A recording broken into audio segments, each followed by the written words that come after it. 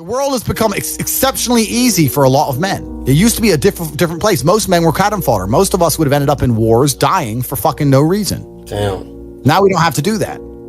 So because we don't have to do that, men think it's okay to just become comfortable now. You're not supposed to be comfortable. You were never evolved to be comfortable. You're supposed to be uncomfortable. Right. And if you make yourself uncomfortable constructively, it's very easy to be anything you want. You talk about GTA, Grand Theft Auto. I know the game. I used to play the old one on the PlayStation 1 when I was a child. Which one? I haven't played any. Which one? You talk about San Andreas? Very first one. Vice City, GTA 3? Yeah.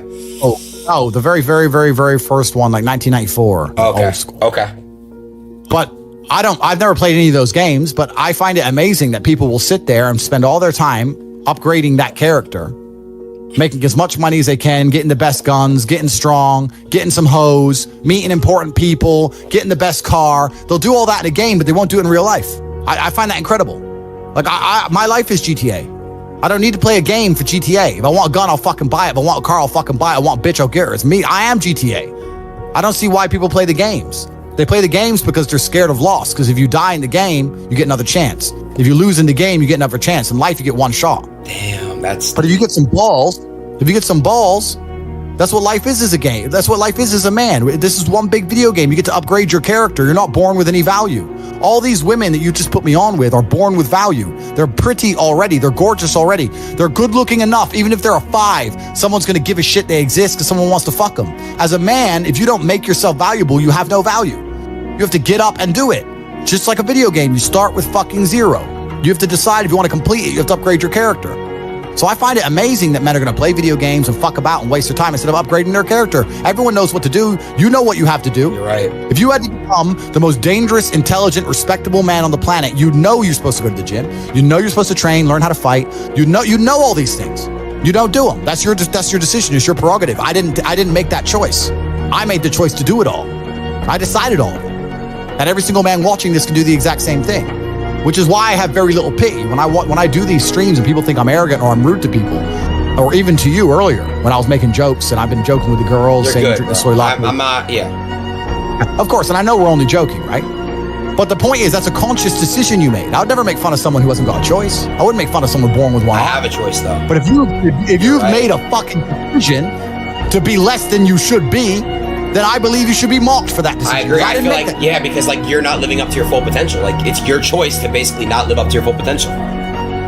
Completely. And me as a man, when I put myself through hell, when I have had such exacting, such stringent standards for myself, why would I then have less exacting, stringent standards on the people I meet? Damn. Why would I put myself through hell to be me and then meet someone who didn't put themselves through hell and then treat them like my equal? No, fuck you.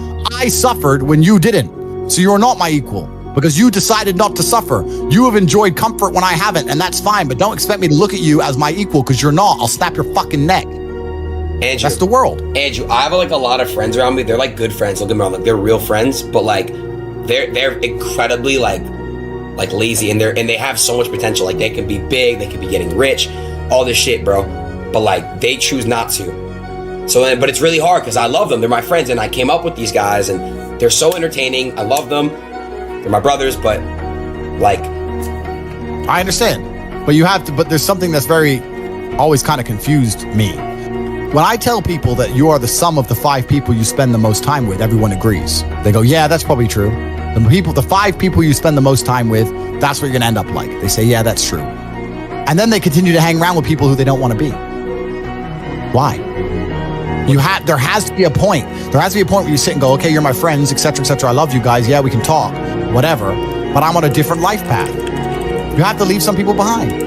You wouldn't want to be, if you were to come hang out with me and you were in a room with me and my 5 friends, you'd feel self-conscious. You're right. You don't feel self-conscious with your friends. Because you only surround yourself around people that are on like your level of like. I'm with killers. I'm with killers. We're fucking monsters. If you were to come hang around with me and my crew, you would be self-conscious, and that self-consciousness would motivate you, or they would certainly instill the discipline required for you to change. You don't feel self-conscious amongst your peers. That's why you don't change.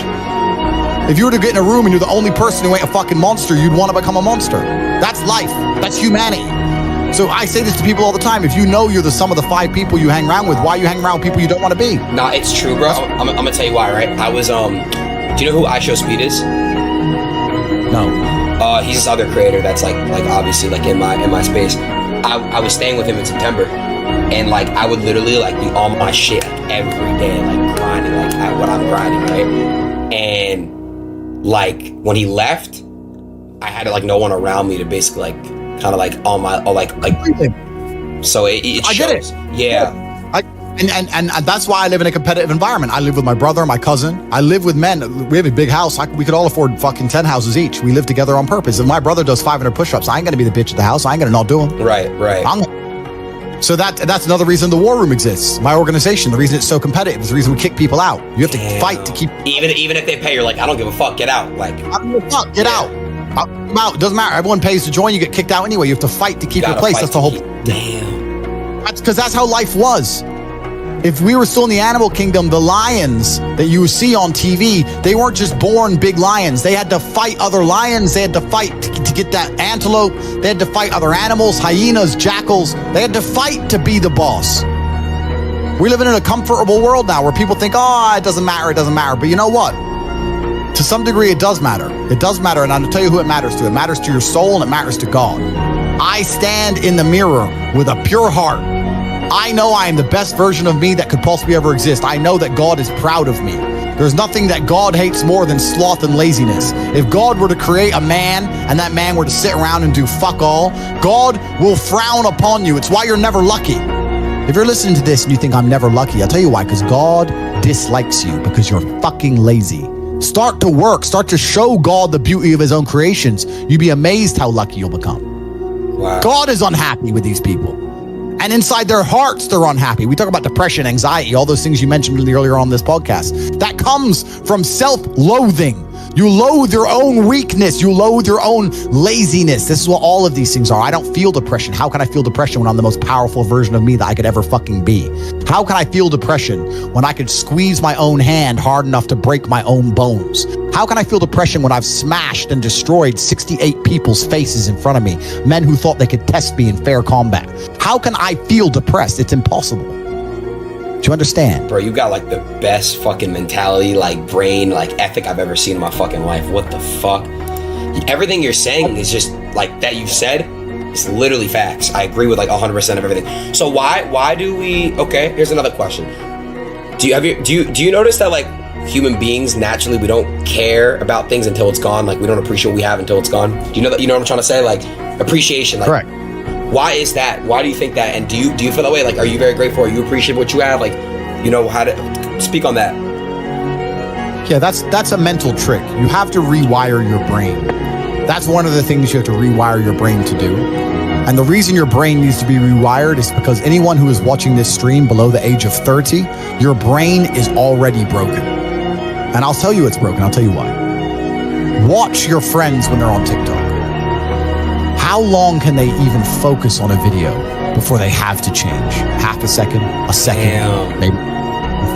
All of your minds are broken. You can't even focus on anything anymore. Right. You are constantly distracted to the point where you can't even appreciate the good things in your life. You're distracted. Your minds are broken. You need to rewire your mind and resist the slave programming. How? They have programmed. I'll tell you how. First thing you have to do is identify it. You have to identify what is happening to you. I use my mind to break the trap. What I do is I allow my enemy to manipulate me on purpose. And then I use my mind to break the trap and punish the perpetrators. I will sit on TikTok for a day and I'll just enjoy TikTok. And by the end of the day, I'll watch myself. How quickly I'm looking to be entertained, how little time I give a video, how fucked up I am. And then I'll blink and I'll cure my fucking brain. You must allow yourself to be manipulated and you must fix it. All of it. You just talked about not appreciating the things you have. Then blink and cure your brain. It's a conscious decision. You're letting other people control your mind. All distraction. The Matrix is trying to control your mind. They're very good at it. That's what they do to control all of us. You have to break the trap. If you cannot control your own mind, let me make this point because it's extremely important. If you cannot control your own mind, then you are just a feather in the wind of life because your own mind is the only thing you can control. You can't control the weather. Right. You can't control other people. You can't even control whether your heart stops beating. You might have a heart attack tomorrow. You can't control anything besides what you think. If you cannot control your own mind, then you go through life with zero control, zero influence. You can't control anything. You're just a feather in the wind, waiting for life to blow you from happy place to sad place to happy place to sad place, completely hoping on the gods to be fortunate to you, because if any genuine discomfort comes your way, you're fucked. It is trained. Like everything else in life, it is trained. So if you find yourself not appreciating what you have until it's gone, then you must blink and cure your brain. If you find yourself unable to focus or concentrate on tasks, you must blink and cure your brain. If you find yourself unable to go and dedicate yourself to something you don't want to do, you must blink and cure your brain. Because all of our minds have been under constant assault for years. The way the mind functions, the way people interact has changed so significantly in the last 10 years you wouldn't believe. If you go to a party today as opposed to a party 10 years ago, they look completely different. People are acting differently. People are on their phones now than ever used to be. Even now, people will go to places only to get an Instagram picture, even if they don't enjoy the place. Wow. It's all about pretending they're having fun as opposed to actually having fun. The entire paradigm of society and how we interact has now changed.